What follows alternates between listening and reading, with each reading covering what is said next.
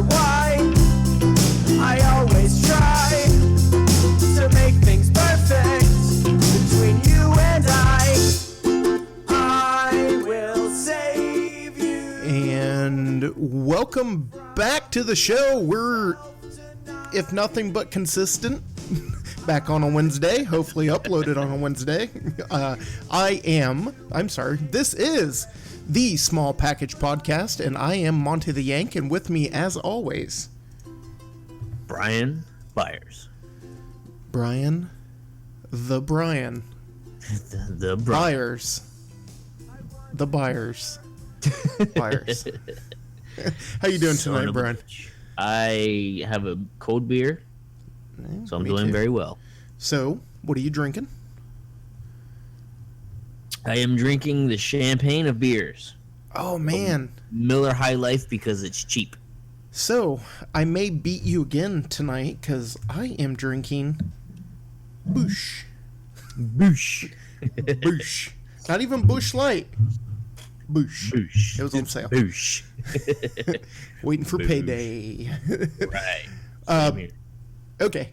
So we are the Small Package Podcast. If not professional,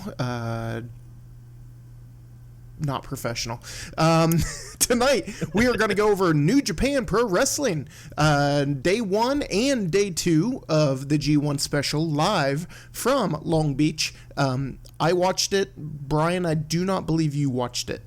I did not get a chance to, no. Okay. But you can chime in on some of the stuff and where they're heading. We're going to talk Raw, which you did watch-ish. Sure. And SmackDown, which you did watch-ish. Ish. I did watch this top to bottom. So we'll get an in-depth report on that. And we're going to talk ROH, but like I told Brian earlier, wasn't a whole lot going on besides the beginning segment, which we'll talk about.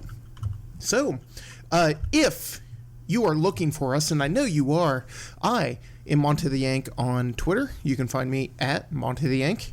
And you can find Brian at Brian Byers with a Y, 45. So you can check us out there. As well, if you look up the Small Package Podcast, it will pull us up as well. So if you want to give us a look, give us a listen. I tweet every once in a while, Brian, off and on. So it just all depends. Depending on the year, it might be hockey. Might be wrestling, might be baseball. So it's hard to tell. Yeah, depending on the day and the year. So we are officially on Google Play.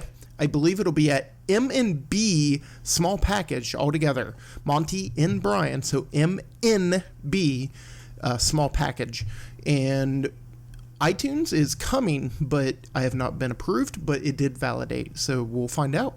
And you can check us out on Podbean, which is the MNB Small Package Podcast. You look us up there, or with a small package.podbean.com.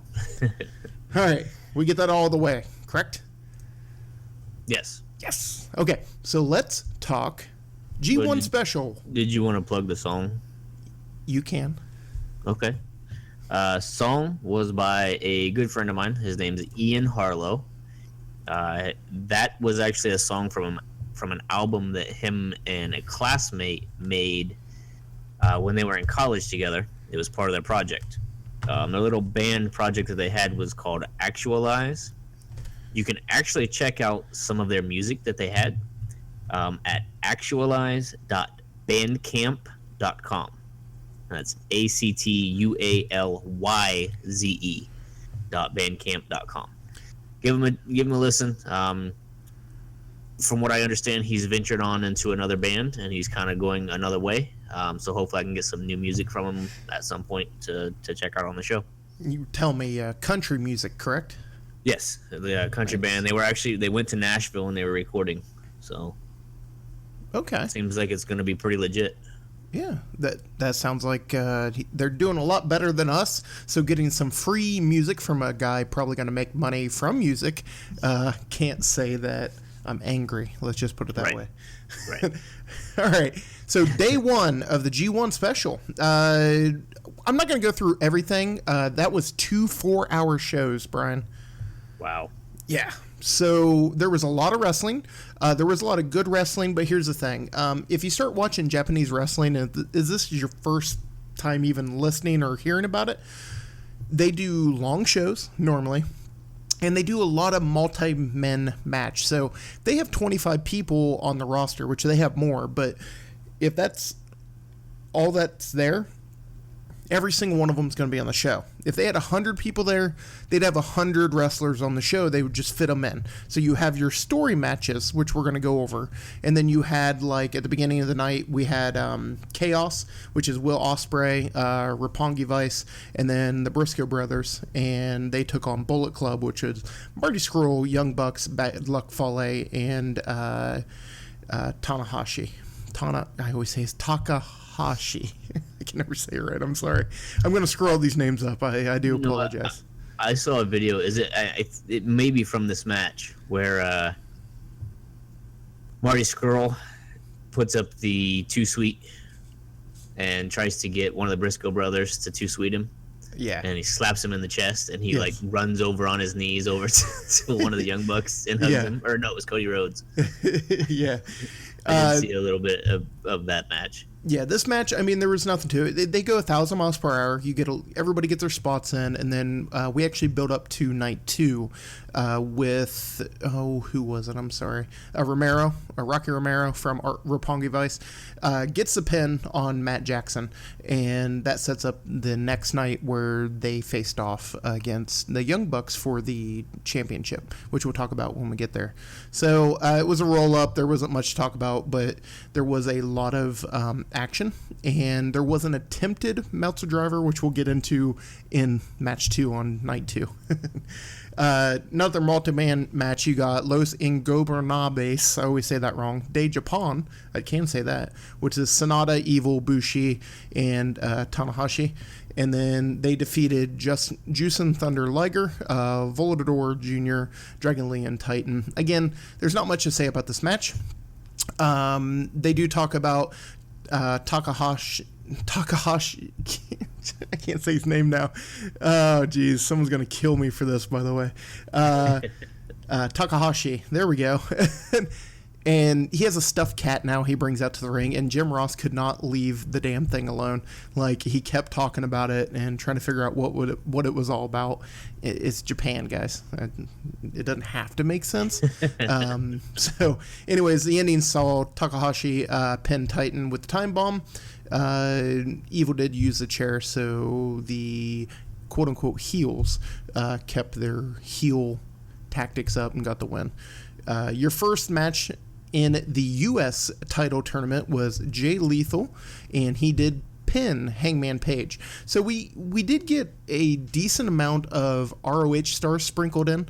There were some people that were kind of angry about that, but I liked it because it kept it fresh. You kept people that, especially on the West Coast, that people would know from PWG, as well as ROH being the company that they use in the States to kind of mix promote with. So I didn't mind it, but I know a lot of people did have a problem with that, especially when one of your qualifier match for a New Japan belt was between 2 ROH guys. But Jay Lethal has been over in New Japan a couple times. The only problem with that is I don't believe he's ever been over there not as ROH champion or talent. So they did come out. They presented the United States title before the tournament began. There wasn't much to say about this one. Lethal did have his ribs taped at the RH match last week, Beer City Bruiser, which is, if you have not seen him, my favorite wrestler of all time. He is pretty amazing. He is pretty cool, and in person, he is pretty big. Yes. He's a big dude. It wasn't a great match by any means. We did get a lot of near falls, figure 4 from Lethal, and then we get the Lethal combination, and then he hit the Lethal injection, but he had to hit it twice because he kind of effed it up the first time, but they covered it up pretty well because you ever seen Lethal's finisher? Yeah, I think I have. He does the springboard, and then he does the basically a RKO or diamond cutter. Yep. So he come off the first time, and Page just wasn't quite where he needed to be. So it happens, and he falls, and then then Page falls, but at a completely different time. But then Lethal immediately grabs his ribs, like he just couldn't do the move. They did a spot, and then they went back to it, and you got your finish, which was Lethal getting the win. There's just not much to say. I'm sorry. I wish there was some witty banter I could talk about, but there just isn't. Zack Sabre Jr. Submitted Juice Robinson for the U.S. title tournament, first round match. Again, it was a really fun match to watch. Juice Robinson going from, I can't even remember his name in NXT, but going from just a completely afterthought wrestler to somebody that has put on night in, night out, anywhere from decent to great matches in New Japan is amazing to me. He's got the worst hair in the world. Brian, I want you to look that up. Go ahead and look up Juice Robinson. Go look up those wonderful, wonderful white dreadlocks. So, Zack Sabre Jr., if you don't know about him, is a really good English wrestler. He puts a lot of holds mixed in with some of his high flying, so it was a really fun watch. They did a really good job back and forth. We get a double wrist lock. They got turned into a jackhammer for 2, and then Sabre used a rolling R-bar. He turned into the cross arm breaker, but we get the lift out into a power bomb. Sabre used a pump kick to the arm and got the submission with the octopus hold. So there wasn't much to this match either, but that was okay because they were leading up to the main event this night, and they were really leading up to the matches on night 2. Did you look up his picture? Those are fucking shitty white boy dreads, yes. Yes. Yeah, Terrible. He's never had a good haircut. And it's sad because he's a decent looking guy, but he's got to do something with that hair, man. He kind of has the exact dreadlocks that the lead singer of Counting Crows has. Counting Crows, yeah. Yes. He just needs the glasses. You know what? I'm doing it. I'm going to grow my hair out. And dreadlock I'm going to get it. dreads. I'm going to dreadlock it. Yeah, probably not. Probably not going to happen. But... You just need a mullet. You don't need to do the dreads. I don't know about a mullet. I've been trying. Nice thing about the mullet, to get a mullet. You can slick it straight back, put it in a ponytail, no one knows. Then when you're ready for it to come out and flow, take the ponytail. Well, you know, no. No. We get Tanahashi, Kushida, Jay White, and Dave Finlay, which is Fit Finlay's son, who now has a full-on beard and long hair, which looks really cool. Defeated, and you're hearing this right, Brian, Billy Gunn, Yoshitatsu. I can never say this name right now. I'm so sorry. Komatsu, and then Sho Tanaka. So, yes, that's right. Billy Gunn. Gunn is still wrestling. Billy Gunn is still wrestling. Billy Gunn isn't a great wrestler, but he's not as bad as he looked in this match. That is the story of this match. They were leading up to Gunn versus Tanahashi on night 2 for the IC Championship. Gunn comes out, and like the first 2 spots he does, he fucks up. Really? But it just happened. It wasn't like it was a big fuck up. It was just little things, and I think he was nervous. Of course, he gets booed out of there. You have Yoshitatsu, who at the end of the day is a good wrestler to a decent wrestler, but he gets shit on too so much, and I feel terrible for him because he doesn't deserve as much shit as he gets, and Billy Gunn doesn't deserve the shit he got because they end up having a pretty decent match, if not boring match on night 2. So anyways, besides Billy Gunn screwing it up, there was a monumentous spot where he looked right over, I forget who it was, but he just looked up and he goes, "Suck my dick." Yes. So anyways, in the end, everybody broke out, started hitting everybody with moves. You get Jay White pinning Yoshitatsu with a flatliner. So, wasn't much. We did get an intermission. Can't talk, apparently. And then we get one of my favorite teams, War Machine. Yes. Defeating Guerrillas of Destiny, which is also a very fun team to watch. War Machine, very agile for Yes. big guys. Oh yeah, Hansen is crazy agile for as big as he is. And I'll be honest with you, he could always be in better shape, don't get me wrong. But he's in such good shape for being that big of a dude. He's thick. So anyways, again, it's just one of those matches, not much to talk about. What we do get, though, is Hansen hitting their splashes in the corner, and then we ended up with Chase Owens running down and hitting Roa with a chair. And then they were trying to figure out if it was legal, which, in fairness, this was a no DQ match. I don't think they presented that very well, that it was. So, anyways, he gets taken out. We get Suicide Dive by Roa and Tonga, which is your Gorilla's Destiny, which have a really cool shirt online now, by the way. Oh, yeah. They hit... Go ahead. Cooler than the I'm a Chad Too Bad guy? No. Yeah, That's the coolest shirt cooler ever. than that. Right. Wait.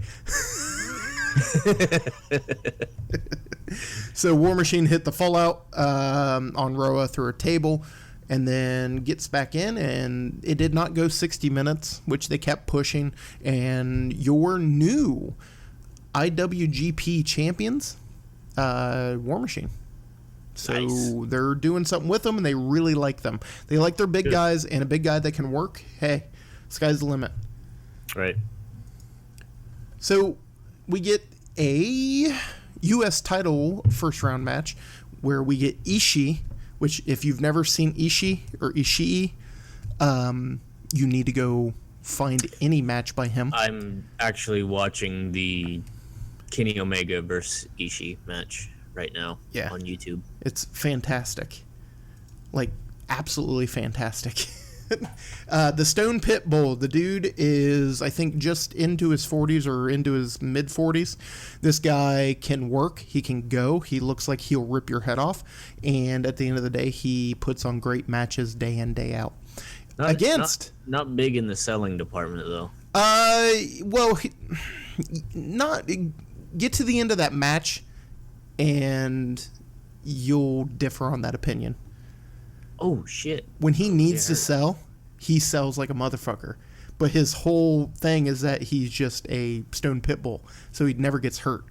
So when he starts selling, it means a lot. And when he does, he'll come back and forth and do the strong style and the fighting spirit spots. But at the end of the day, he's a hell of a worker. And then so far, it's been really good, yeah. Yeah. And my favorite in New Japan right now, we've got Naito. He is my favorite. He is so fun to watch. He's so entertaining. And now he officially has a Japanese mullet. He's been growing out for a while. So, Nice. Yes. And it's like auburn red. So, great match. Naito gets cheered, even though he's a heel, because everybody loves him, just like me. He comes in, and he keeps yelling at Red Shoes to come hold the rope for him to get in, and he keeps getting told no. Mind you, he comes out in a beautiful three-piece suit. He threatens to hit Red Shoes, and then he kind of backs off and whatever, and we get going. So they worked really well. It was a great match to watch. Naito did a great job of being the bad guy here, even though he was being cheered. We do get Naito's mouth was busted open, so he did spit it right on Ishii's face, which was a fucking fantastic spot because the big fucking smile Naito made when he did it was awesome.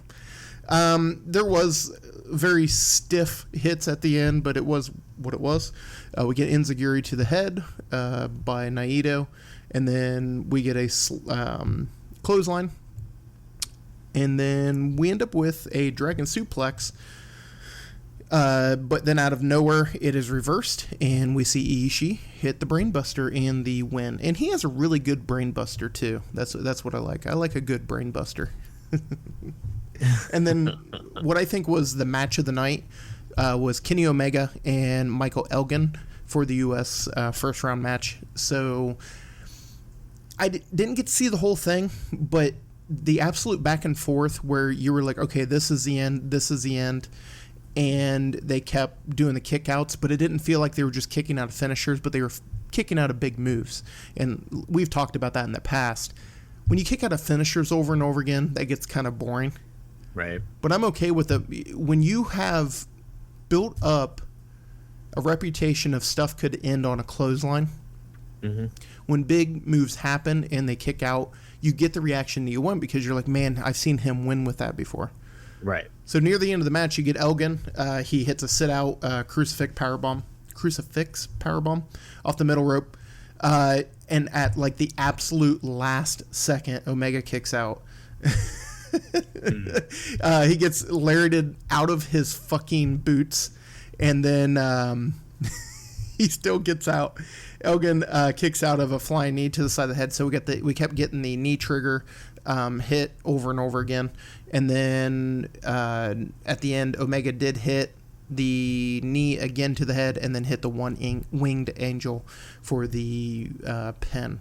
And then I'm going to completely have to just let you know who the winner was on this because I didn't watch it. We did see Okada pinning Cody to retain the IWGP. The whole story, heavyweight championship. The whole story of this match was Cody's in the match. Out comes Omega trying to get his wife to throw in the towel for him because he was getting beat up and he wanted to survive. And it was really pushing the fact that Omega wasn't doing that to protect Cody. Omega was doing that because Omega still wants a shot at Okada. Okay, I gotcha. Yeah. So that's how it was. Omega is still, it seemed like he was jealous. They did a really good job of building turmoil going into night 2 and the finish of night 2. So first night was good, but the second night was even better. So we kick off second night with Juice and Thunder Liger and his group again with a mix-up. We're just going to skip it. It was a good match. We do get a semifinal round, which was Jay Lethal versus Kenny Omega. It was kind of lame, but the reason it was lame because it was supposed to be short because of Lethal being hurt. Lethal does go for the lethal injection, but in the end, he gets stopped and one winged angel for the win for Omega. It was a 13-minute match, but it felt like a 5-minute match. So, the match I really liked was Zack Sabre Jr. and Ishii.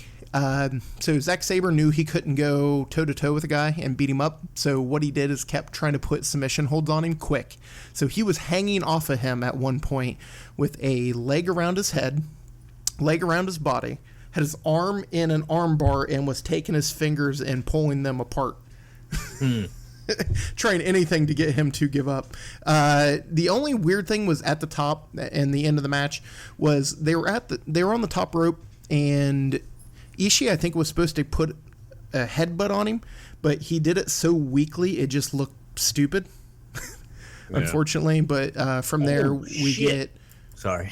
Oh no, you're fine. You get Sabre Jr. Hitting a big. I can't remember what it was. I am so sorry. But anyways, he starts getting cocky and starts throwing those kicks and goes to kick him in the head. And then he was hit with a huge clothesline by Ishii and then the brain buster for the win. So that was a 12-minute match, and that felt longer. It was weird. They were like the same time, but that Kenny Omega Jay Lethal match just seemed like it was short. Yeah. Whereas this one I think was the right amount of time. We get another 8-man tag that saw Dragon Lee and them get their... did they get their win back? I can't remember that one. I'm going to be honest with you. Anyways, high-flying action. Yes, they did. Jay White pinned Bushi in 13 minutes. So that match was entertaining, nothing to talk about. Then we got the Bullet Club with Haku. Nice. Mind you, which is awesome. Which I believe is Roa and Tongo's dad, if I'm not mistaken, versus War Machine and Michael Elgin. So they end up out here. The Bullet Club gets their win back, but at the end of the day, War Machine still has the belt. So there you go. We get the IWGP Junior Heavyweight Tag Team Title match, which was, man, that Omega match was so good, but I loved this match. But, Brian, let me ask you a question. Mm-hmm. How many super kicks do you think there was? Well, it's the Young Bucks, so you would think there'd be a lot. I'm gonna say there wasn't that many. It's in between there. In between? 16 16 super kicks? Yeah. So, not as many as I thought, because I thought it was happening left and right, but we do get a spot where Nick super kicks Trent Beretta, which is Roppongi Vice, who is being held by Matt on the apron. And then right after he does that, Matt hit a running powerbomb onto the ramp. That took him out for most of the match, actually. So then we end up with Rocky Romero in the match for literally, this went 22 minutes. He was probably in the match for 18 of that 22 minutes, just being double teamed and double teamed. Story of this match was Nick and Matt were going for the Meltzer driver in memory of Meltzer's dad, who died that night. And they promised a crazy Meltzer driver. And they delivered. They finally ended up on the outside. Rocky is set up for the Meltzer driver, which you know what the Meltzer driver is, right, Brian? Yeah, absolutely. Okay. So normally it's a springboard in the ring. This ended up being a run up to the top rope, flip to the outside onto the floor. Meltzer driver. And it was I actually crazy. saw it, yeah. Yes. He barely hit it, but at the end of the day, that doesn't matter because it looked cool as shit. Right. Then they do it again in the ring. They did get a Meltzer chant. And at the end of the day, you get what you need, which is Young Bucks still the junior heavyweight champions.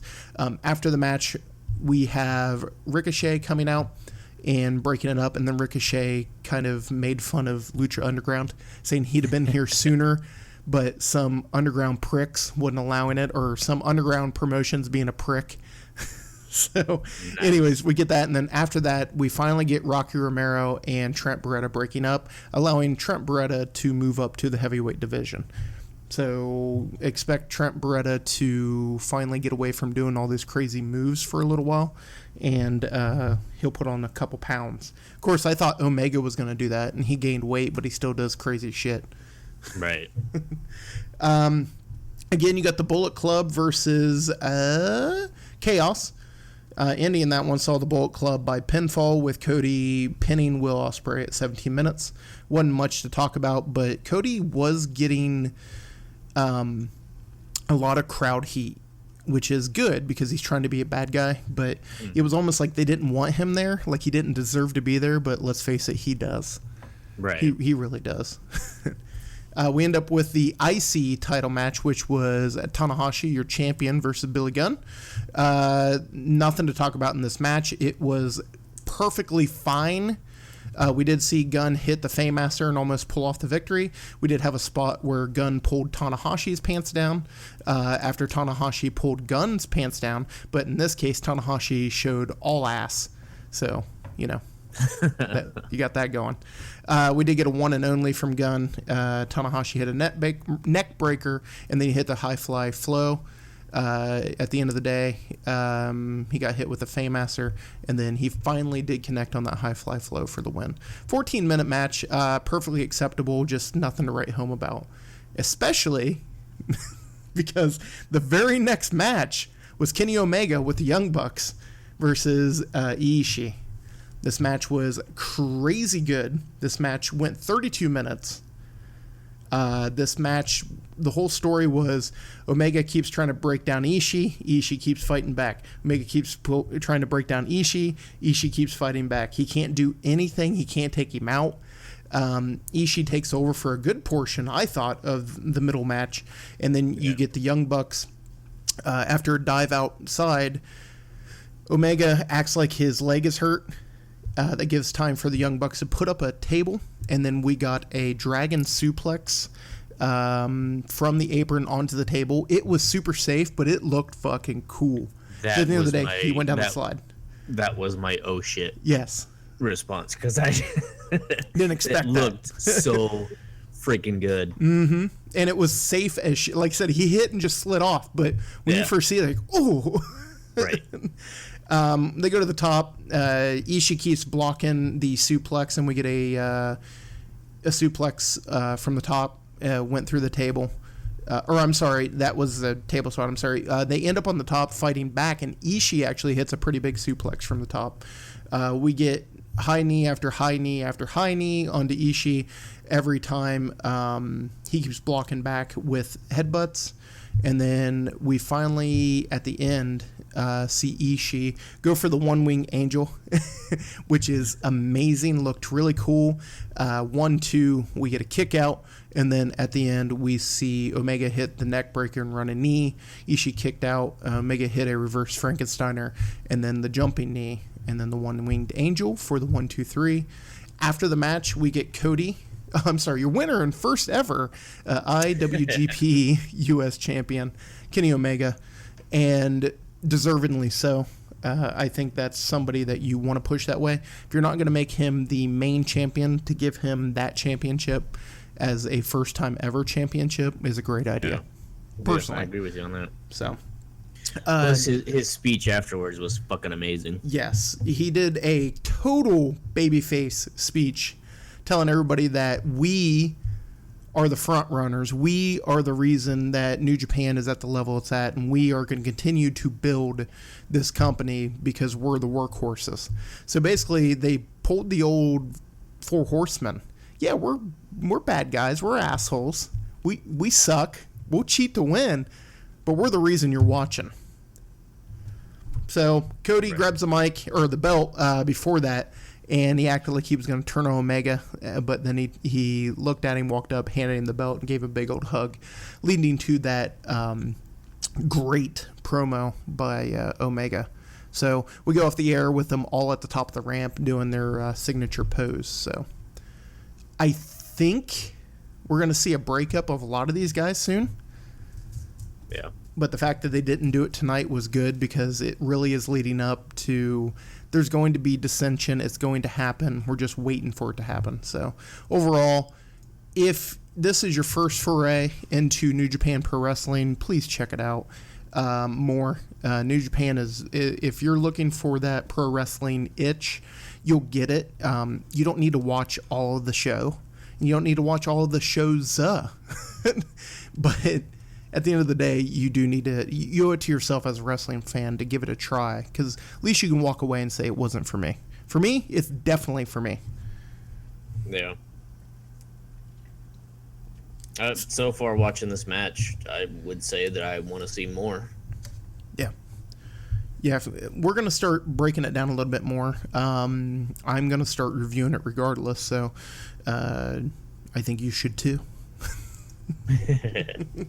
All right. Are you ready to talk about Raw? Raw. Overall on this show, I love this show, Brian. Tell me more. What? Tell me more about how you loved Raw. I only kind of half watched it, so I don't know. What did you like about the stuff you saw? You know, I'll be perfectly honest with you, I don't really remember.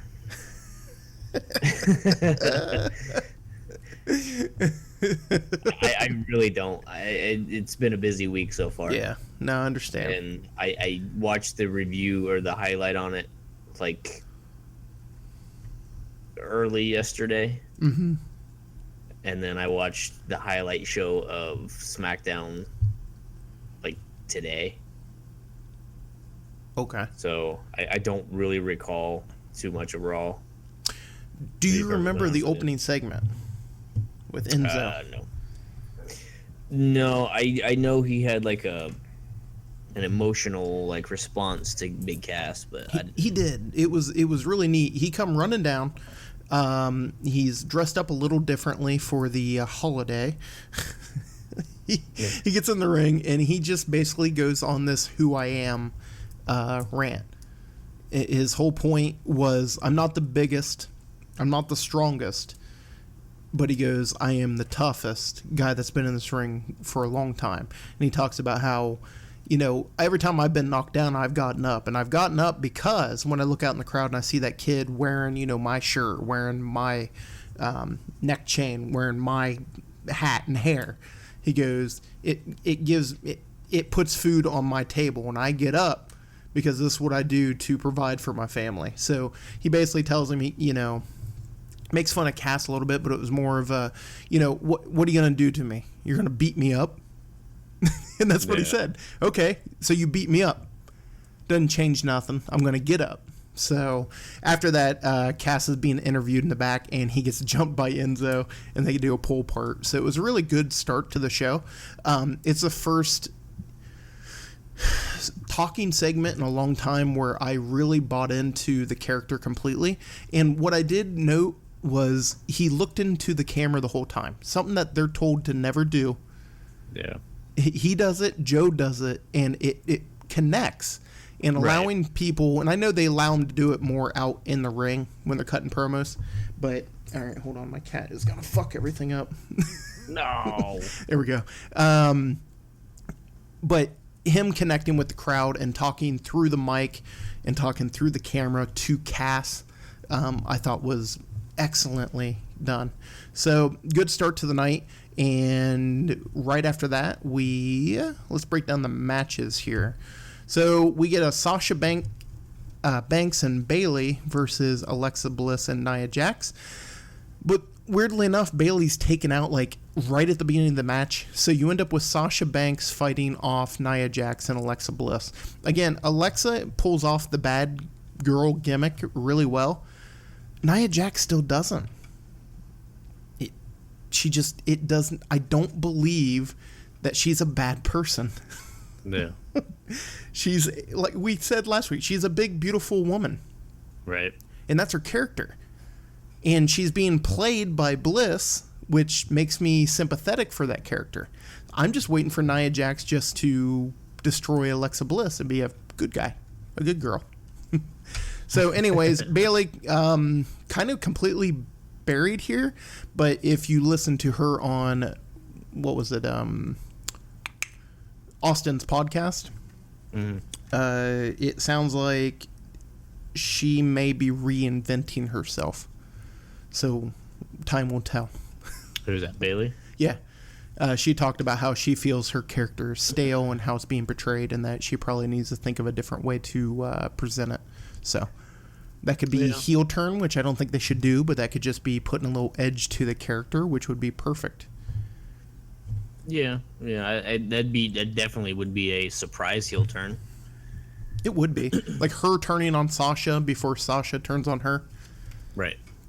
Yeah, I don't think they'll do it, and I don't think they need to do it, but I do think they need to have a little bit of bite to her character soon, because they keep regressing, and even she admitted the interview with Corey Graves like 3 or 4 weeks ago, where at the end she's kind of like, oh, can I have a hug?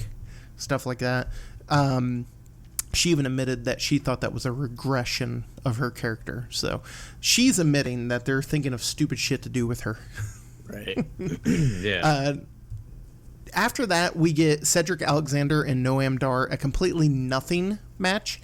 They're continuing the storyline of Noam Dar with Alicia Fox. Alicia Fox. And I thought this story was over, but it's not. But again, Cedric Alexander beats him in no time, and that was that. There was nothing to talk about. We get a Miz TV segment with not Bo Dallas, but Bo Wyatt in the background wearing a nice suit with a leather patent glove, mind you. His hair done up with a do-rag and his beard. And he looked like a skinnier version of Bray Wyatt. It is scary how much this dude looks like his brother. I mean, I know brothers look alike, but wow. Like, if he put his weight back on and he was like, 200 plus pounds, dude, they would look like twins. Right. It's scary. Anyways. But this could be the very best thing for Bo Dallas. Absolutely. Because it's giving him a story that's more than just, hey, I'm carrying a fucking stupid sign around as I job to people. Yeah. And he beat up Dean Ambrose. And as you and I had talked many months ago, just fucking do the whole just flat out heel turn. Yeah. And that's what we're seeing. And we're getting to see it. Now, they're going to be the fodder to a lot of stuff. But at least if you're getting beat, but you're in a story, I don't care. Right. It's when you're just going out and getting beat. And Bo Dallas deserves better. Is he, your main champion material? No. He's not. But he's worth more than what they were doing with him. And the same thing with Curtis Axel. Curtis Axel going to be your WWE heavyweight champion? No. But that guy can work. Give him something to work with. Right. And they're doing that. Anyways, Miz comes out, cuts a pretty good promo about last week, makes fun of LeVar Ball again, and or Laviar, however you say his name. He's got a beautiful white-on-white ensemble. Out comes Dean Ambrose. Dean Ambrose wants his rematch tonight, and Miz says no. I lost my train of thought. I'm sorry. Miz says no, and out comes Heath Slater. Heath tells Dean and everybody he's never gotten a singles championship match. He's been in the company for 8 years. So out comes your boy Kurt Angle, who loves being told he sucks. You suck. He just prayed into the crowd. Right. He loves it. He loves it. Yeah. So he goes, okay, Dean, you're right. You're getting your rematch at Great Balls of Fire. And he goes, but you're going to face both because tonight you're taking on Heath Slater. So crowd goes nuts. They wanted to see it. And I think the crowd really enjoyed the fact that it was something different. It wasn't Dean Ambrose again. So anyways, right. Dean Ambrose on commentary, which some people I know don't like it, but I love it because he is such a I don't give a fuck cunt on commentary that... Like, they finally even asked him, like, are you eating candy while you're doing... And he goes, yeah, the candy you guys have. And he goes, I believe those are cough drops. So, anyways, he's on commentary. They did a good job of getting him over because he does a good job up there. Even he's nonchalant. The whole time he goes, hey, I hate the Miz, but if I had to lose to somebody, losing to a future Hall of Famer... He goes, that doesn't bother me any. He goes, I just hate it right now because he's such a jerk. He puts him over. He's like, he's great in the ring. Right. He's a tough opponent. He goes, but I just don't like him. And that's perfectly fine because at the end of the day, if you beat a nobody, who'd you beat? Right. You beat nobody. Yeah, so you got to make the guys seem strong. Miz immediately gets his white pants and shirt dirty. The shirt comes off. The pants, after the commercial break, rip. So he's got just right down the ass. So he wrestles the rest of the match. He doesn't let it bother him. Actually, as a heel, I wish he would have kind of went nuts about it and, noticed it. Because there's no way he didn't notice. Right. That was from top to bottom, zipper ripped. But anyways, we have a couple hope spots by Heath Slater. Finally, a little bit of distraction. And then he gets, why can't I think of his finisher? Thank you. Heath's or Miz's? Miz's. Skull crushing finale? Skull crushing. That's probably how you say it. That's a mosh mushing my body. Skull crushing finale.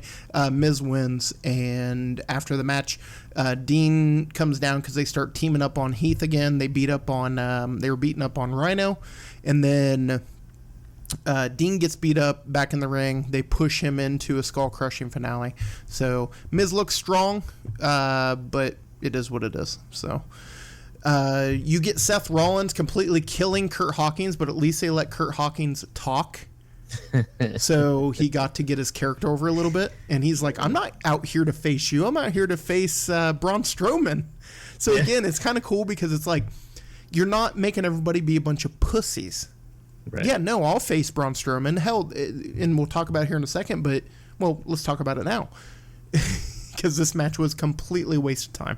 Seth wins, cuts promo on Bray Wyatt, who then Bray Wyatt did a promo out in the desert talking about being God, I think. So he's omnipresent, if you did not know this. That's why he can go around and just zip in and out of places. So now you know. And no one's half the battle. G.I. Joe. So, anyways, going back to what Kurt Hawkins said, which was, hey, I'm out here to face Braun Strowman. You have Apollo Creed. I just say it because, like, Booker can't not call him Creed. Yeah. So, Apollo Crews is back with Titus Worldwide. And Titus is telling him, you're going to face Braun Strowman. He's like, hey, I don't think it's a good idea. I just had a kid. And he goes, yeah, you go out there, you make a statement, you're going to make more money. That is the smartest thing I've heard on Raw in years. Oh, wait, I want to go face this big man. Why? Because you're going to get paid for it. Oh, okay. If I win, we're going to give you more matches. Oh, and I want this championship because we pay you more. Oh, never even thought about that. Dumb shits. It's called professional wrestling. You're getting paid. You should want to go out there and be in a main event.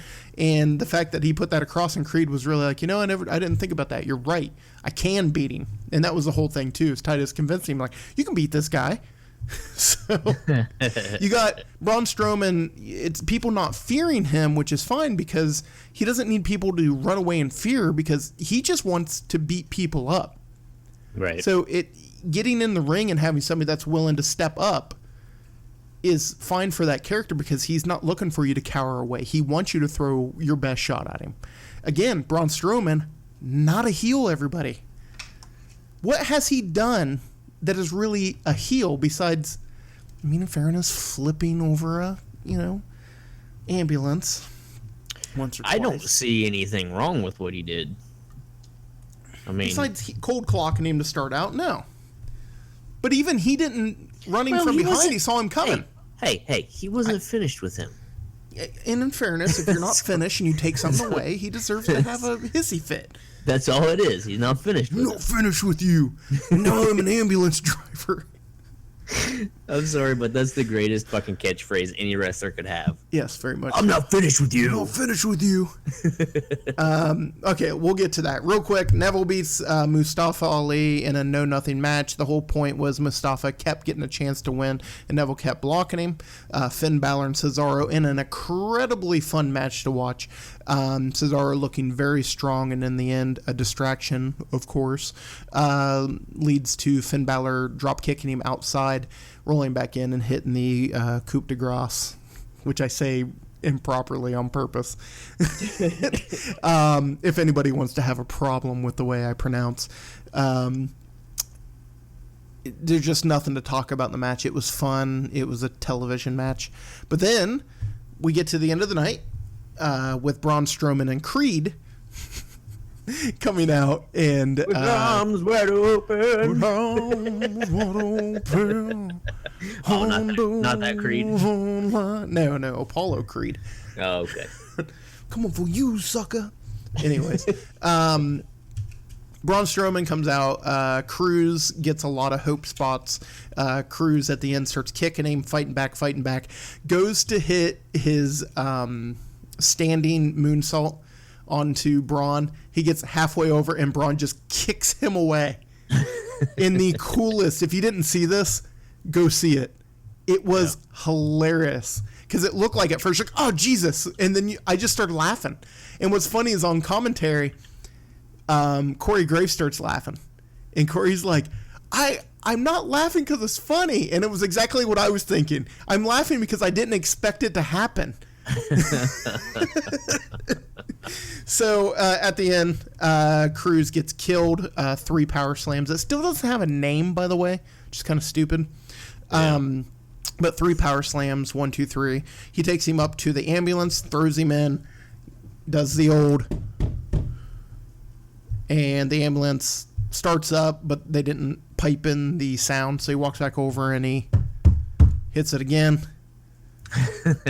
Lights go on, they turn back off, so he's like, well, what the hell? And he hits it again, walks to the side, looks in the fucking mirror, or the window, doesn't see a fucking 300-pound Samoan in opens the door, and there's Roman Reigns. They fight back and forth, back to the top of the ramp, and Roman spears him through a table off of the ramp, which was really cool because at the end he rolled back up onto the ramp afterwards and was selling that he was hurt, and then we look over and there's Braun Strowman already standing back up onto the ambulance. Yeah. So they built like these guys want to kill each other, and you've got to tune in. And hey, even though ambulance matches tend to suck, I'm excited to see these guys just beat the fuck out of each other. Oh shit, as I spill half my beer because my cat. Oh my god, don't do that. Cat. It's fine. God damn it, cat. It's fine. Smells like yeast. So, a couple other things to talk about. Again, you have Wyatt as the sun worshiper now for some reason. We will have a 30-minute tag team title match between the not broken Hardys and Cesaro and Sheamus. So that should be pretty entertaining. And then we got a really, I thought, awesome Brock and Joe sit-down interview. Did you get to see that? Oh my God. So they start out, and there was no scripting to this. So they start, freaking, what's his face? Cole goes to ask a question, and Joe goes, "No one came here to hear your questions, Cole." And he just starts going after, and he goes, "Hey, Paul, tell me how it felt when I choked you out." And he gets halfway through the question, and Brock just tells him, he goes, "Hey, you're not facing Paul at Great Balls of Fire in my pants. You were facing me." And he goes, "Oh, I'll get to you in a second, champ." And they keep going back and forth, and the whole time, Brock's just smiling. He goes, "Listen," he's like, "it's real simple. I'm going to walk in as champion," he goes, "and then I walk out as champion." He was like, "and you get nothing. You get nothing." And he's like, "Well, you know what? We should just go now." And the whole time he's like, "I'm not sweating you, Joe." He goes, "Man, we're quarantined because they're keeping me away for my safety." I've got you. You've got nothing from me. He goes, "You've jumped me." He goes, "I don't care. I've choked you out." He's like, "You haven't got to me once." And he just goes ballistic, gets up, fucking rips off his shit, runs out the door, and then he sits there and he runs into Kurt Angle, and Kurt, has his little entourage of people, and he's just like, he's sitting there, and you can still hear Brock and Paul, and Paul keeps telling Brock, he goes, "I think he's coming to find you." And Brock's like, "I don't care." He goes, "But I think he's coming." He's like, "I don't care, let him come." They're sitting there kind of going back and forth. But Kurt's like, you got 8 days or 6 days, just, it's fine, just leave it." He goes, "Where is he?" And he goes, I'm not telling you where he is." And all of a sudden you hear a noise, and he looks over at the door, and Kurt's like, no. He starts chasing him down. He fucking rips the door open, and they hold him back, but it's just Brock Lesnar holding his belt, just looking at him. He's like, "Come get me, Joe. Come get me."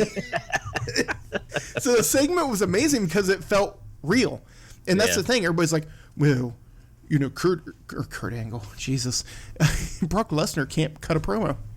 He doesn't need to cut a promo." Right. You know what I mean? Yeah. Hey, hold on one second. Come on. So anyway, sorry about that. But it felt so real, and just letting Brock Lesnar be real and cut those promos that feel like a UFC main event coming up, I think is fine. If he's the only one doing it, or you do it more often actually with other people, which wouldn't bug me at all, I think you have something there. But that's just my opinion. At the end of the day, go ahead. I'm sorry. I'm actually watching that segment on YouTube right now. Oh, yeah? I like how Paul Heyman's looking at Brock Lesnar like, "You hear what he's saying?" Yeah, you hear this? There's a hype man back there. You hear that? You hear what he say? So, at the end of the day, we get I thought, a really good Raw. It went by very, very quickly. I did skip a couple know-nothing parts and recaps because I know what's going on. But at the end of the day, that was a tidy show for it being 3 hours. Yeah. And it set up perfectly to your pay-per-view. As long as your pay-per-view doesn't absolutely stink up the joint, which they've done in the past, I think you're going to be okay. As long as the pay-per-view is better than the stupid fucking name. Oh, the name is stupid. Oh, by the way, Dean Ambrose made fun of the name. Did he really? Yeah, he was up there, and he goes, they said something, he goes, "Oh, the Miz Daraj." He goes, "That's as stupid as Great Balls of Fire." So then immediately he says that, and you hear Booker T goes, "Great Balls of Fire pay-per-view." Like trying to cover it up. It's like, dude, it's stupid, and you should admit it's stupid. It's okay. So that was Raw. Check out a highlight if you can, if you haven't seen it already. So make sure I didn't accidentally pause this. Okay, we're good. Brian, are you ready to talk about SmackDown? Bonesaw's ready. Are you ready to talk about the return of John Cena? Oh, God. Because I am. No. John Cena grew his hair out, and John Cena now looks 20 years older. Weirdly enough. How does that happen? He grows his hair out an extra, like, half inch, and he looks like he's 80 now. He's a douchebag. Yeah. Really cool guy outside of the ring, but yeah. So he comes down, comes sliding in the ring. He pulls the Bill, not Paxton, Bill Pullman. Bill Pullman? Thank you. Bill Pullman promo from Independence Day. No. Today is our Independence Day. We'll fight those aliens. Where's Randy Quaid? I need him. They're in trouble because they can't see me. So anyways, he comes down, cuts a perfectly fine promo. He does point out again, everybody calling him a part-time mascot, and he goes, I'm not part-time, I'm all the time. He goes, but if my time here is sparse, he goes, I'm going to go after everybody. He names off people that he'll take on, and he forgets one name, which was Rusev. So Rusev comes down, looking oh so awesome. Yes.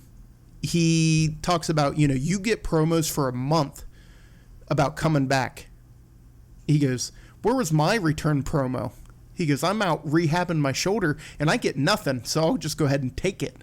So he comes out back and forth for a few minutes, and we end up with a flag match at Battleground. I like flag matches because they're so stupid. Like, the premise is so stupid. You have to climb up to get your own flag, and depending on the stipulation, that's the end. But sometimes it's not because of reasons. It's an on a pole match is what it is. But you can't justify, like, going and grabbing your own flag and then hitting somebody with it. That's kind of stupid. So right. Anyways, I'm excited for that match. I would assume Rusev will lose. But it does set up a way that Rusev can win without John Cena eating a physical pin. So we'll see. There wasn't much on the match side. We get Daniel Bryan setting up a win and you're in championship, or not championship, match between AJ Styles and Chad Gable. What I really liked about it was AJ's like, well, I like a little competition. And Chad goes, listen, I'm not a little competition. So, they come out to the ring. They put on a really good, if not short, match, leading back and forth to a really cool spot. Chad Gable gets AJ into the ankle lock. He pulls it back, and AJ rolls through, kicks him away, and then gets him immediately into the calf crusher. So he finally has to get to the ropes. They both go to jump back up, and they both fall down because their ankles hurt. Which I thought was fantastic. Phenomenal forearm attempt. Gable knocked him down. In the end, we see Gable get pushed off after hitting a release suplex. He goes for it, gets rolled through, and then we see Styles nail him with the phenomenal forearm off of the Pele kick. It was like 8 minutes, I think is what the official time was on it. But it was a fun little match. And at the end, it was all about Styles giving respect to Gable, which they really need to do, because Gable is, as a pure wrestler, you can do anything with him. His character will be fine if they decided to give him the cocky, nerdy character they had in NXT, where he was ready, he was willing, and he was Gable. Oh! Anyways, immediately after that, we get Mojo Rawley. He's sitting in his locker, and he's so sad. He's no longer hype all the time, bro. He's not hype 24/7, bro. Anyways, Zack Ryder walks in, talks about he was sad how their match ended up last week. He said that was all right, though, because he got him into the Battle Royal tonight, which it led to Raleigh going, man, he goes, you just made a mistake. He goes, you know I just won the Andre the Giant Battle Royal. And at that point, I was like, no, I forgot. But I do, after remember who he beat. Your WWE champion, Jinder Mahal. That's right, Jinder Mahal. So there you go. Son of a bitch. Yeah. So we get Carmella and James Ellsworth. I'm going to be honest. I fast forwarded because I knew what happened until Daniel Bryan came out. Oh, yeah. They blah, blah, blah, blah. I'm the best. Blah, blah, blah, blah, blah. We fucked you over. Blah, blah, blah, blah, blah. We didn't give you any kind of inning because we did a heat spot that led to us winning. Anyways, it was great just for Brian to come out. He goes, well, I'm going to bar you from the arena. And he goes, oh, yeah. Well, I hate to try to figure out how to get back in. Right. And they start laughing, and fucking Brian's fake laugh was amazing. Yes, He's like, and I'm fining you $10,000. And then Ellsworth, I just don't have $10,000. And thank God, I thought he was just going to say, I don't have $10,000. But he goes, I don't have $10,000 just to throw around. And Brian just keeps laughing. And he goes, and you're not going to get paid for a month because you're suspended. He goes, and if you break any of these stipulations, I'm stripping her of the contract. But the Money in the Bank. And you better start obeying it right now. So, by leaving the arena. Yeah, so she runs her off so that we can get an absolutely waste of time in Naomi versus Lana for the third time. 11 seconds, submission, loss. What the fuck did... So now the women's title on SmackDown is a giant fucking light bright? Yes. Why? That's as bad as John Cena turning the fucking championship into a goddamn giant fucking spinner. A fucking spinner rim. I like the spinner belt. It's stupid. I agree with you. I think it's a little much. We're gonna make it turn it into a fucking light bright? Get the fuck out of here. It doesn't bother me as much as it bothers you, but I do agree you shouldn't do it. I don't know why it bothers me so much. I guess because it's kind of shitting on what the title actually is supposed to represent. It makes it gaudy, yeah. Yeah. I don't know. Can we all admit, though, John Cena's U.S. spinner belt was amazing? I don't like John Cena. Yeah, but his U.S. spinner belt was fantastic. No, look it up. No, look it up. It was great. It was the greatest belt ever. Right up there with Jeff Hardy's belt that he made in TNA.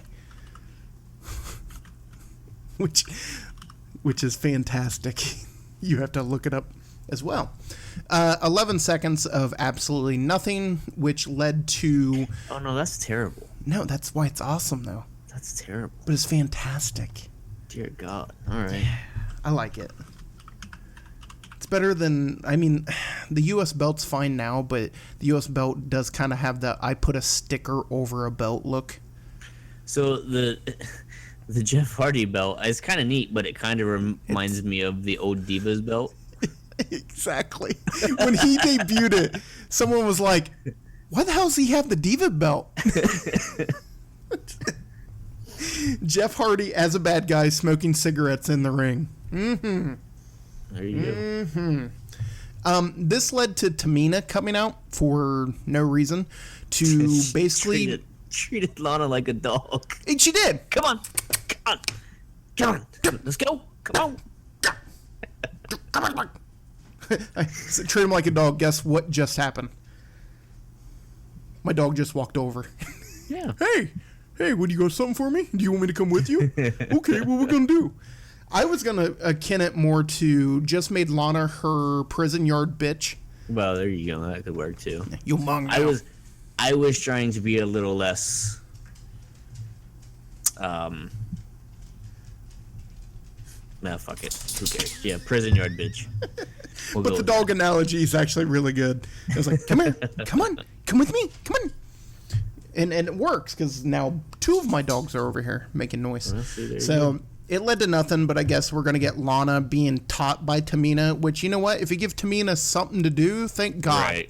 And get Lana away from wrestling would be fantastic because guess what? Rusev's back. No. Right. No. Here, you talk for like 3 seconds. Manny, come here. So I'm looking at like custom belts and stuff, and apparently there was a Matt Hardy custom Ring of Honor belt with his face in the middle of it. It was fantastic. I love that belt. So yeah, that's pretty amazing. But yeah, that Jeff Hardy belt was kind of crap. Sorry, my dog is trying to chew on a plastic bottle. No. He's going right back to it. God damn it. Rap battle, Brian, tell me. The rap battle? Oh, Jesus. I didn't watch the whole thing because I couldn't. The key to this, and what should have won it, like, end of story, was the Usos making the remark about the Xavier Woods Page sex tape. Yes, and the fact Saying that he talked about his height, but he made it seem he was talking about his penis length. Yeah. Yeah. He goes, you think you're 5'5"? He goes, you're actually 5'3". Yeah. Yeah, that should have ended it right there. It should have, yes. I thought it was really terrible, like I knew it was going to be, because let's face it, they're wrestlers, not rappers. Why they would do a rap battle is beyond me. The host, whatever the fuck that guy's name is, got on my nerves. What's cool about him though is he actually is a legit wrestling guy. Well, and that's fine. No. That's what I like about it. Like, I don't like his stuff. I didn't mind what he did in the ring because he was doing the whole rap battle gimmick, but I appreciate a guy wearing a NWO Wolfpack shirt. Is that what he was wearing? Yes. But no, he does Wallamania every year during WrestleMania weekend. He books like 50 or so independent guys and brings them into WrestleMania weekend to work. So and I've heard him talk, and I just really appreciate him, if not liking anything he does music wise, which is kind of a lie. He has some songs that are fine, but I don't think I've ever heard anything he's ever done. he's kind of in stuff. I think he's done a couple. He's done a couple songs for WWE pay-per-views and stuff like that. So he's done a couple things here or there. But what I did like was you could tell. I don't think anybody scripted it. They were just like, write your own stuff. Just go out and sink or swim. What I did like was the Usos definitely won this. Yes, absolutely. Because the Usos stuff was, I thought, better paced. It was a little smoother. And the whole sex tape thing. He goes, let me say it again. Yeah. He goes, you got to keep it PG, not rated R, like your boy Woods. Yeah, and let's face it, like, the New Day, they would say a line and they'd be like, all right, hold it down. It's like, shut the fuck up. God damn. And then he goes, how'd I know you were going to talk about my dad? He goes, you got tits. We can't figure out if they're real or silicone. So anyways, they make fun of Jamaican accent. Kofi Kingston said you thought you were Jamaican, you were Jamaic fake or whatever. Jafakin. In the end, it was fine. It was something different. It allowed the Usos to be more of their characters, which I was totally fine with. I still, though, see their shirt, and I do love their shirt, but I cannot see Day One is H because of the fashion files. Did you see that? I didn't see that, no. You have to look it up. When they went to go face him, and they go, here's the clue. He goes, Day One is H. Wonder if we have to make our Day One H. It's so stupid. And we get Aiden English coming out trying to sing again and being cut off by Randy Orton because Randy Orton's a prick.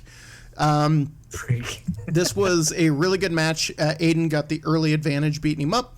Orton got it back, takes him outside. Orton grabs the steel steps. The ref's like, I will disqualify you. And he goes, I don't care if you disqualify me. Bam! Fucking just hits him with it. Takes him in the ring. RKO. This brings out Jinder Mahal, the Mahalaja. The Maharaja. Maharaja. Talking about the Bujami prison. He gives his Punani prison. Punani. He said he would take everybody into that cage and beat some respect into them. Orton finally cuts him off and says what everybody was thinking. They don't hate you because of what you look like, how you talk, how you act, or where you're from. They don't like you because you're a jackass. So anyways, it was really good.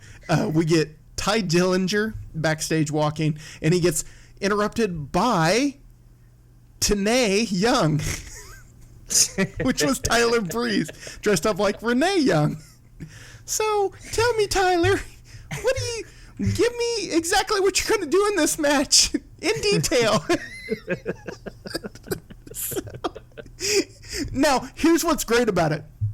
There's a guy working on shit behind them, and at first, I didn't know it was Fandango. Yeah. Like, I was... Finally, when he turned around, he goes, "Hi, Fandango." I'm like, damn it. That is him. His mustache falling off. He's like, "Do you think he knew it was us?" And he goes, "I don't even know it's us." Or, I didn't even recognize me. So they immediately cut to actually Renee Young, who can't not laugh. Yeah. She compliments Breeze on filling out the dress, which I liked. See, this is fine. You can have comedy in your show when it's funny. Oh. Again, you don't have to take these guys seriously. So we Right. don't. And then you can do this, and that's fine. Day one is H. So she's interviewing Maria and Mike Canales. They start talking about the word of love. Anyways, all of a sudden they hear a crash. Sami Zayn's over there, and Sami comes over. He's like, "I'm so sorry." He goes, I was stretching. I know I did this last week." He's trying to apologize, blah, blah, blah. Then he starts talking about Huey Lewis. He goes, "And the news. You know, the news really doesn't get enough credit." And his music starts playing. He goes, "I'm sorry, sir. I got to go. I'm sorry again." It runs off. So Is this building up to Yes. a Michael Bennett Sami Zayn match? Yes. I'm gonna guess. yes. I'm sorry, Michael Canales. Mike Canales, yeah. I like how Mike turned back to Maria and he's like, "Where were we?" She goes, "No, not now." So we get your main event of the evening. AJ Styles winning the Battle Royal for the #1 contendership. Here's how lame everybody in the ring was. I'm going to name a name. You tell me, do you remember them being in the match? Yes. Okay, AJ Styles, Yes. Sami Zayn, Yes. Luke Harper, Yes. yes. Dolph Ziggler, No. he first eliminated, by the way. Really? Yes. Fandango, Yes. Tyler Breeze. Yes, because they had on amazing fucking outfits. She kept the dress on. Connor of the Ascension. Yeah. Victor of the Ascension. No. Mojo Rawley. Yes. Yes. Zack Ryder. Yes. Jason Jordan. No. No. He was there. Mm. Epico. No. Sin Cara. I remember Sin Cara. Eric Rowan. Yeah. And Ty Dillinger. Yep. So out of those, I knew Dolph was there because he got eliminated. I didn't see Fandango until the end. I didn't know Yeah. Victor was in the match at all. I didn't know Jason Jordan was in there. I didn't remember Epico, and I didn't remember Sin Cara. That's like half the Well, people in the match. Yeah, I only remembered Sin Cara because he was wearing that big white fucking mask of his. Oh, well, you're doing better than me. 'Cause I don't remember So. shit. Plus, at one point, he was actually beating up on AJ Styles. Oh, okay. Well, how But dare he? the when Fandango got thrown out and they went to throw Tyler Breeze out and Fandango caught him and put him back in the ring. Yeah. That was fucking awesome. That was a Yes. good spot. Yes. And then You get Mojo turning on Zach. Yeah, I did like that. I thought that was pretty cool. Yes. I thought that was pretty good. Um, I liked Ty Dillinger kind of cleaning house. yes. That kind of made him look powerful. He's not quite there on par with AJ Styles. No. He's a perfectly competent, good wrestler. Or Sami Zayn.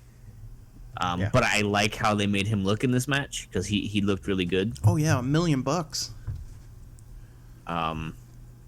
Obviously, I'm really happy that AJ Styles won. Although, Yes. as we've spoken before, I can't believe you have two of your best talent on your roster fighting for a lesser championship. Yeah. And I'm not trying to take anything away from the United States Championship because it's still a championship. Mm-hmm. But these two, and you can even throw Sami Zayn in there. Fuck, I would even throw Luke Harper in there. Mm-hmm. Because he's shown that he's gotten really, really good. They should be going for a bigger title. Yes. However, the one thing I give them credit for is, what was your main event? This. Yeah. So the title match actually is a back burner match as far as storytelling. Now, That's true, yeah. on the card, it won't be. And Right. I guarantee next week the bigger story is probably going to be Randy Orton and the Maharaja. More than likely. But the fact that they made this a big deal, they made the main event a number one contendership for that belt because they know AJ Styles is going to face Kevin Owens. I'm okay with that because, again, I don't mind Jinder being the champion. I'm just tired of Jinder versus Randy. Even though they still are going to have an entertaining, fun match in a match that's a complete fucking dick pull of a match. But they're going to have a good one. Let's be perfectly honest with you, okay? Let's be perfectly honest. Let's say you have AJ Styles, Kevin Owens fighting for the SmackDown Championship. Yes. Okay? That's your championship match. And then you put all these guys that were in this battle royale and put the belt on Sami Zayn. Yeah, but they're not going to. No. The United States Championship. Then you have this battle royale for a chance to face Sami Zayn. Yes. All these guys in this battle royale fit more in that scenario. Yes. I mean, to put... I agree with you 100%. AJ should be in the championship, not the lesser championship. Kevin Owens, Sami Zayn, Nakamura, fucking... all those guys should be at the top. Yeah, and what the fuck are they doing with Nakamura? Like, I know he's kind of feuding with... we missed that. Big Banter right now. He gets jumped by Big Banter Corbin, and... stands his ground. What was funny is he hit him with the briefcase, and he just kind of laughed when he did it, too. Yeah. He's like, hit him, he's like, think I'm scared of you? Yeah. He's like, hell yeah, I've got this fucking weapon I can just carry around all the time. And then the funny thing is, too, is like after they got broke up, you see Shinsuke like pointing at him. He's like, "You should be scared of me." Yes. I fucking love that man. They need to do more with him. They should, especially. Okay, here's where I'm okay with it.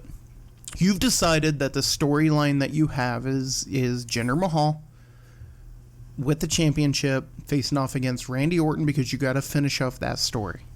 Yeah. Do I think that should be your number one thing going on? No, but SmackDown kind of falls into the problem that they have a lot of these internet and indie darlings that are top guys. Kevin Owens, everybody loves him. Right. AJ Styles, everybody loves him. Yep. Sami Zayn, everybody loves him. Nakamura, everybody loves him. But the problem is, at the end of the day, you still do have Randy Orton. Right. At times, you still do have John Cena. So if the idea is that you're pushing the U.S. title to the point where even guys going for a top belt can still go after this belt, I'm fine with it. Mm-hmm. But once that ends up on the waist of Epico, and then you're still going to say, well, the U.S. belt means something, then we have a problem. But if your next step is, okay, AJ Styles gets it, they do their feud, Kevin Owens moves up, AJ Styles then faces off against Luke Harper, and then Luke Harper wins it because AJ is going to move up, I'm okay with that. Yeah. Because as long as, you need to be circular. Guys at top should come down to the middle every once in a while, work some programs in the middle and move back up. I still really, really, really want to see them put some kind of belt on Sami Zayn. Yeah, but I don't think they're going to. Actually, stupid. I take that back. I think if they keep this going and you end up with Kevin Owens with the belt again, I could see them doing that storyline finally and allowing them to have a match that was for that belt. Yeah. Because it's such an easy storyline. It's a fight forever storyline. It's I will always hate you storyline. It could happen. Yeah. But anyways, we talked nothing of this match. Dillinger at the end does get hits both of them, knocks them both down. It was Zayn and AJ. Tries to eliminate them both. He comes back. He gets finally back body dropped over. Zayn fights.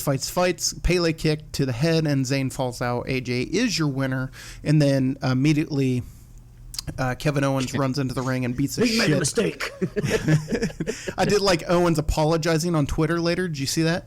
No, I did not. He issued an apology, and his apology was, I'm sorry, I'm not on Talking Smack tonight, but I can't be on every night. I love his Twitter. Yes. His Twitter is amazing. He's a dick. Well, somebody posted something, a picture from his he gets photoshopped. Yeah, of him hugging Sami Zayn after he won the Universal Championship. The guy's photoshopped. I love the one someone made fun of his weight, and he goes, first off, blah, blah, blah, he said something. He goes, second off, looking at your picture, I wouldn't be talking, buddy. You look a lot like me. Yeah, I love his Twitter. His Twitter is pretty good. Yeah. So, leading up already to Battleground, we have your U.S. title, which is going to be AJ Styles versus Kevin Owens. We also have a Punani prison match, Punjabi prison match, with Randy Orton facing off against Jinder Mahal. I still think Jinder gets a win because it's a way to get out of that where, yes, now he legit beat Randy Orton, but you don't have to pin him. So it's escaping two cages at the end of the day. And then I think it's it actually. Because we still don't technically, well, no, we do. Because you're going to have New Day versus Usos. And then I'm missing a match. There's another match already booked, and I cannot think of it. Nakamura versus Baron Corbin. Big banter, yeah. Yeah, that's going to be a match as well. So we have 4 matches there, and then Brian, I am stalling. Yeah. Big balls of fire. Great Big balls of fire. Big balls of fire. Matches. Shit. We got to do some predictions. Predictions. Why does CBS Sports have the preview? That's weird. Just go right to the source. They do. CBS Sports does like a live update too. Do they? Kind of weird. Yeah. That's pretty cool. I like that. Because whenever like I canceled when I had canceled my WWE network and I was trying to keep up with the pay-per-views and stuff, I'd check whatever pay-per-view results, and it was a live feed from CBS Sports. Okay. I'll be damned. Well, there you go. All right, Brian, are you ready? We're going to play a game of the Big Balls of Fire preview. Yes. You tell me how big and how fiery each ball is going to be. Time to play the game. And how you play it? Okay. You, for the great Balls of Fire pay-per-view, are going to give me who you think will win and who you hope will win.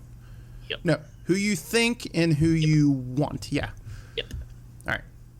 Enzo Amore versus Big Cass.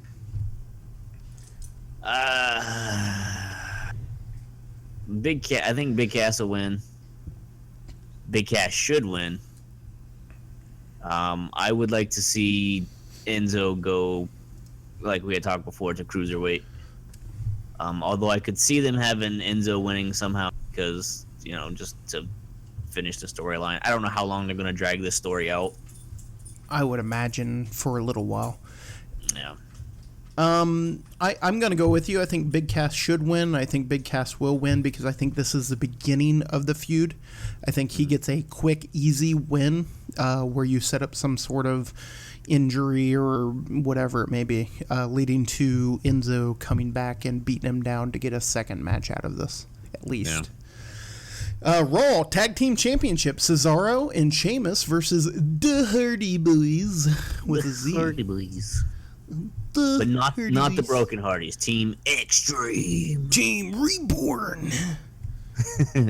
Extreme. Championship. Last line. Anyway, sorry. If the Hardys were broken, yes, I would say they need to win.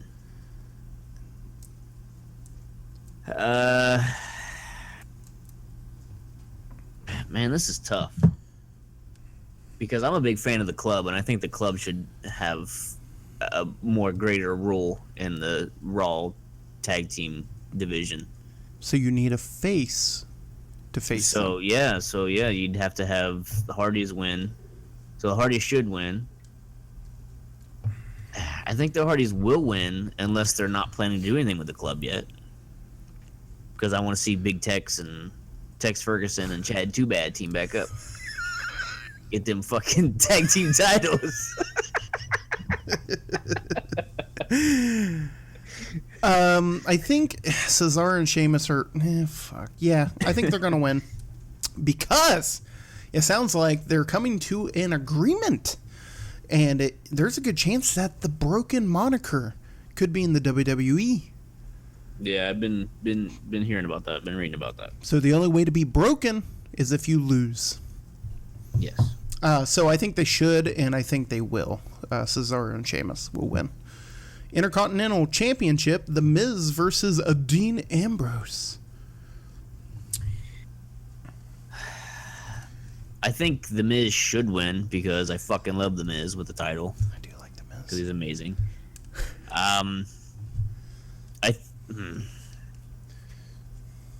I think he will win because I just, for some reason, I don't think they're done with this storyline. I mean, it's been going... Oh, my God. It's been going across 2 fucking shows now. For, like, 4 months? So, I mean, that's kind of where we're at. Miz needs to hold the championship. Yes. He needs to hold the Intercontinental title. I'm sorry, he does. Where Dean Ambrose does not. Yes. Right. I think The Miz... God damn it. Well, I'm trying to think. Okay.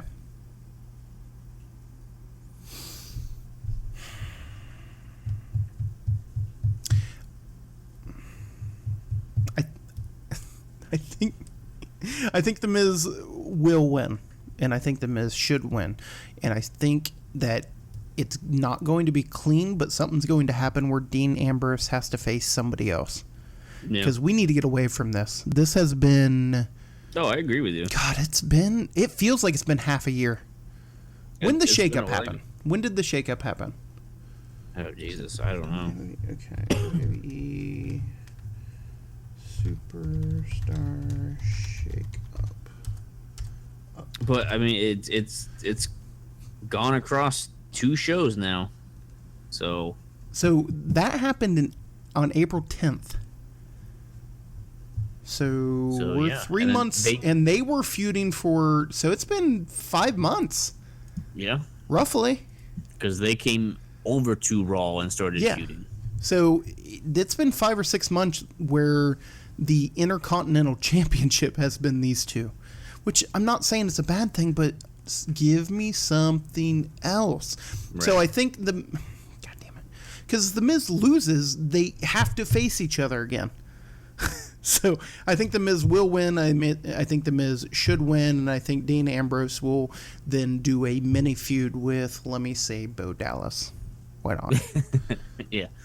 Cruiserweight Championship. We've got Neville versus Akira Tozawa, and that's going to be the kickoff match. I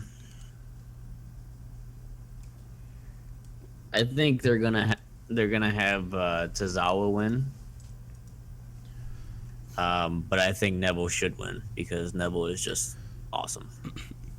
I think Neville is awesome, and I still think the story is Neville losing to a returning, what's his face? God damn it. Shit. Austin Aries. Austin Aries, yeah. However, I really think the way they've been pushing this, I'm going to say I wanted Tozawa to win to freshen it up a little bit. Oh, wait, but Tozawa's part of the Titus brand now, Yes. isn't he? Yeah, fuck that. I like that. I don't like Titus. But I think at the end of the day, Neville will win because I think you are going to set up eventually Neville losing to Austin Aries. Or they bring Austin Aries back and he's not in the Cruiserweight division, which is fine too. Yeah. Seth Rollins versus Bray Wyatt. I don't care. Could it be Bray, please? But I don't think it will be. I don't care. Bray doesn't win feuds. I mean, this feud has done nothing for me so far, so I don't care. I am the sun god. I want Bray to I win. am the king of kingslayers. I don't think he will. No. I don't care. I don't see why you do it because you're still pushing Seth to the moon. But I don't Right. see why Bray Wyatt is first feuding with Seth because he should be feuding with fucking Finn Balor. And number two, I'm with you. It's doing absolutely nothing for me. I think Bray Wyatt should win, but I think at the end of the day, Seth Rollins does win. So it is what it is. Bray needs a bone, but you're not doing anything with him, so whatever. Raw Women's Championship, you got Alexa Bliss versus Sasha Banks. I hope Alexa wins. And I think she will win because I think unless they're planning to turn Bayley heel, and then you could see Sasha versus Bayley.